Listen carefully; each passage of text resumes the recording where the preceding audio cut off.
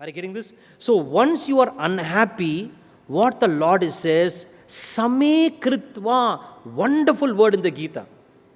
The most wonderful word in the Gita for practitioners, not for theory people. For practitioners, is Same means calm and Same means open. Saha amritatvaya kalpate, he says elsewhere. This will lead you to moksha. Elsewhere he says, Saha amritatvaya kalpate, if you practice this, is, therefore I am putting in simple English for you to understand, because Sanskrit will confuse you. So therefore English, right? Keep your sorrow in silence. Say you are hurt, somebody calls you an idiot, you're hurt. Just calm down. Just say yourself, calm down. That's why you say Ram Ram, Hare Rama, Hare Rama, Rama Rama, Gayatri Mantra. That is all techniques. Either, or if you are a meditator, you are upset. When you are upset, just calm yourself. Keep your upset in silence. When you are upset, listen carefully. It's a wonderful verse. Right? You say, if you are upset, upset is what? If you do my live workshops, I'll dwell on this much more. Upset is nothing but a movement of thought. Isn't it? Any upset is only a movement of, say loudly, it's just a movement of thought. I told you yesterday, an event exists in you as what? Impression. Impression is more real than event. But the impression gets polluted by the polluting factors we dwelled on yesterday. By the polluting factors. This is the polluting factor, which I am saying. Right? Somebody calls an idiot. Idiot, you're upset. Upset is a movement of thought. When there is a movement of thought, calm down. When there's a movement of thought, what happens to us is we see the object of thought and we don't see the subject of thought. That is the biggest mistake we make in life. You are upset. Upset happens in your mind. Mind is a flow of thought. So upset is a movement of thought. When thought happens, you see the object of your thought. What is the object of the thought? That rascal hurt me. So the object of the thought is the other person. A meditator will see what is the subject of thought. Thought exists where? Thought exists in a space. Before thought comes, there was space. Thought exists in a psychological space, and the same thought goes away. But space, inner space exists. This Shanmugananda hall is a space. Alright, before you came, there was space. When you are there, also there is space. When you go away, space exists. Isn't it? Alright, so too also, before you are hurt, there was a thought. When you are hurt, also there is space. That space, if you really look. Unfortunately, you don't look. That's why philosophy is called as looking. Darshan Shastra. If you look there, instead of seeing the object of thought, you will see the subject of thought. And when you see the subject of thought is Chidambaram, is silence. And then when you log on to the silence, instead of logging on to the object of thought, you log on to silence. Like a tennis player is playing tennis, he is hitting a shot, he logs on only to the ball. His focus only the ball. His focus is not to the girlfriend, not to the audience, whether the audience is supporting this people or that people. He only focuses on the ball. So too also, when a disturbing thought happens, Same Kritva, be calm means what? Instead of seeing the object of thought, look at the space in which thought exists. And the space in which thought exists is silence. Log on to that silence. Then you find the thought slowly disappears. But what do we do when thought comes? You add masala to the thought. You add another masala to the thought. So dabba pe dabba, it goes on, and we get crushed by the avalanche of thoughts, isn't it? You just observe yourself and see. Therefore, keep your sorrow in silence. We don't keep our sorrow in silence. We justify our sorrow. We curse our sorrow. We get angry with the sorrow. We start saying life is being too cruel to me. Right? That rascal has always been doing this to me. We are at the object of thought, or we are in the justifying mode. We are not in silence. So for a meditator, the practice of this is, whenever you are disturbed, whatever be the disturbance, don't see the object, look at the subject. This much you digest now. And you have to practice this. Right? Therefore, the aphorism of this sloka is, keep the sorrow in your heart. This is not the translation. This will be the essence of many slokas in this theme, which I have created in English now. Keep the sorrow in your silence. Keep sorrow in your silence, okay? Draw your energy from inner strength. Having kept there, the inner strength is the silence in which thought exists. Your inner strength is your commitment to be a part of a solution. It is your belief that life is a possibility rather than sheer ego game. Are you understanding?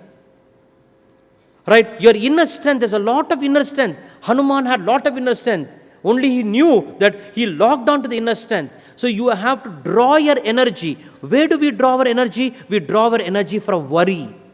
We draw our energy from ego. But here I'm saying draw your energy from inner strength. And the greatest inner strength is the power to be silent. The power to be calm. And for that to happen, you have to have an inner strength of a deep belief, which Lord Krishna says, Shraddhavan labate jnanam. Yesterday I was in Shankara's college, I was talking to the management people, to the management students. I was saying the same thing. I said the greatest decision you have to make, all of you listen, the greatest decision that you have to make, you know, is what? Deciding to choose a right belief. The greatest decision is to deciding to choose a right belief. Because why? Belief, I was telling to the management students, creates reality. Belief creates reality. And if you all see placebo effect, you know what is a placebo effect? You have a stomach ache, the doctor gives you an empty tablet and he says it is Baralgan, or it removes your stomach ache. Actually, it is empty tablet. All right? You have a stomach ache. Because he is a doctor and he says this is your stomach ache, is a placebo, nothing in it, empty. You take it, you believe it is a medicine, your stomach ache disappears. You have a massive headache, your tablet is given, all right? It is an aspirin, you can take, headache will go. Actually, the tablet is empty. All right? You take it and your headache goes away. It is called the placebo effect. Now tell me, in the placebo effect, what has healed you? It is not the empty tablet, it is the belief, because belief creates reality. Shraddhavan labate jnanam. Shraddhavan labate jnanam. So therefore, the Lord says the Shraddha creates. So when I say keep the sorrow in silence, draw your energy from internal strength. The internal strength is silence, the internal strength is commitment, the internal strength is belief. Have a deep belief, you're going to be enlightened. Have a deep belief, you're going to be successful. Have a deep belief, you will be a part of a solution rather than victim to a problem. A lot of people listen to the discourse, but their belief is, in this birth, I will never be enlightened. In the birth, they believe with such a deep conviction, they'll not be enlightened as though they're gods. How can I be enlightened, Swamiji? So you believe you cannot be enlightened, and the belief creates reality. And that's why to the management students I was saying, look at the life history of successful people. Beethoven was deaf when he composed his masterpiece. Stephen Hawkins, he can't even, his hands, legs, all kind of paralyzed. He can't even speak. He has a voice modulator. He's one of the greatest scientists this world has ever produced.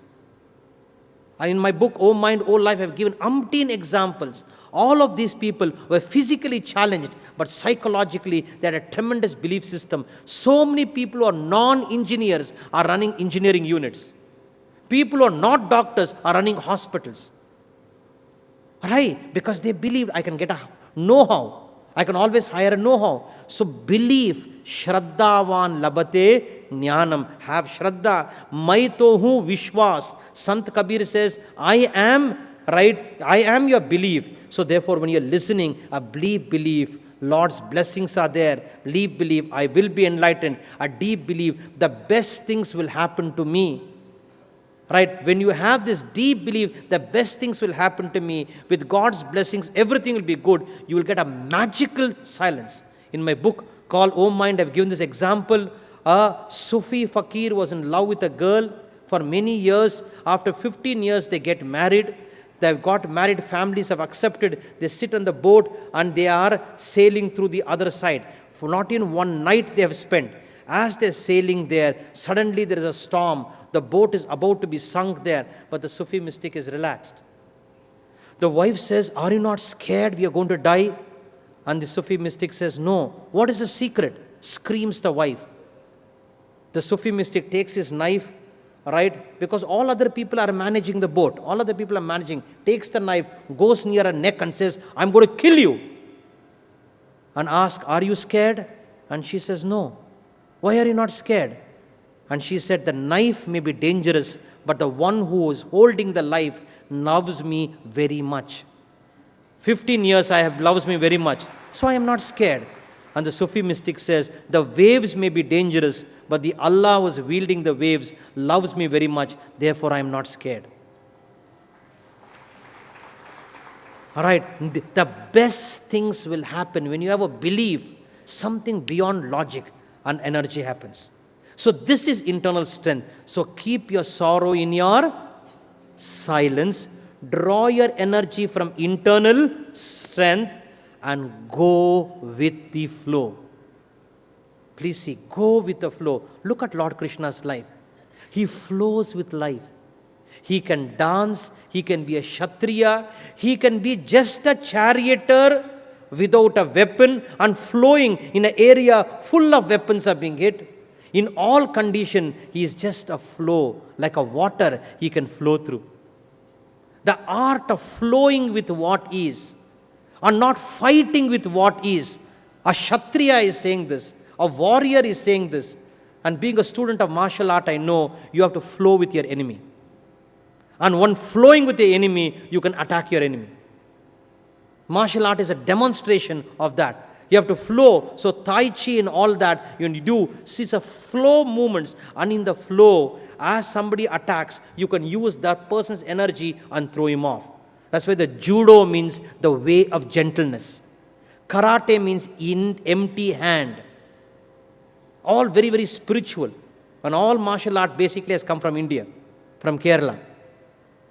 So therefore, go with the flow. Don't fight. One of the wonderful experiences I had in my life, one of my workshops in San Francisco was cancelled. My students very lovingly took me to Hawaii. 5.5 hours, a flight there, Hawaii, magical kind of sea scenery, the magical oceans, etc. They took me to Hawaii because a program got suddenly cancelled. They took me there, and I was there, and one of my organizers there, she's a Muslim lady, right, Shakila Noor Mohabbat, but she organizes my talks. Right? And she even conducts mantra yoga. I train my students to take different mantras. Right? And I have few organizers, one of the main organizers. Right? All of us went there, group of us was there. And therefore, one local Hawaiian was my brother's friend. He taught me how to float. I know how to float in the swimming pool, but I do not know how to float in the ocean. All right? And floating is a knack. He taught me how to float. I was beautifully floating. Then I said, right, she has been working so hard for our workshops, teach her how to float. And she does not know swimming. And the local Hawaiian, she does not know swimming, Shakila, she does not know swimming. He calls her, all right, just keeps her, you don't have to know swimming for floating, he said. Keeps her in the ocean there, holds at the bottom, the waves are coming, and slowly he leaves the hand. And therefore, right, she started floating. Floating is such an experience in the ocean. Started floating. Right? Nearly 10 minutes is floating. And there was a huge wave was coming. And I told her, she does not know how to swim, the waves are coming. Because huge wave was coming, she does not know to swim. And this man said, "Swamiji, you have written, Manasya relax, oh mind relax, please relax," he said. When I get advice from my students, I love it. So much of love, they slap me. Right? "You relax, Swamiji," he said. And then in my eyes I saw she had closed her eyes. There's a huge wave which came. She closed the eyes. She is not aware there's a wave. She closed the eyes and the huge wave just took her up like this. Just took her up like that.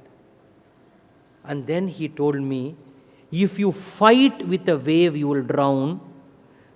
If you don't fight but float with the wave, you will just float.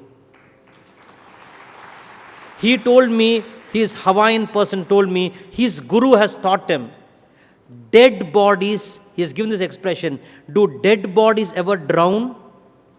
They float. Why? They don't fight with the wave. Alive people, they fight with that and wing. So his guru's Upadesha, dead people don't drown because they don't fight. Alive people fight and therefore drown. It's a great way. Go with the flow. Look at Lord Krishna's life. He can float with Arjuna. He can float as a warrior. He can float with this one. Means he's like water. Water, put any container, it contains.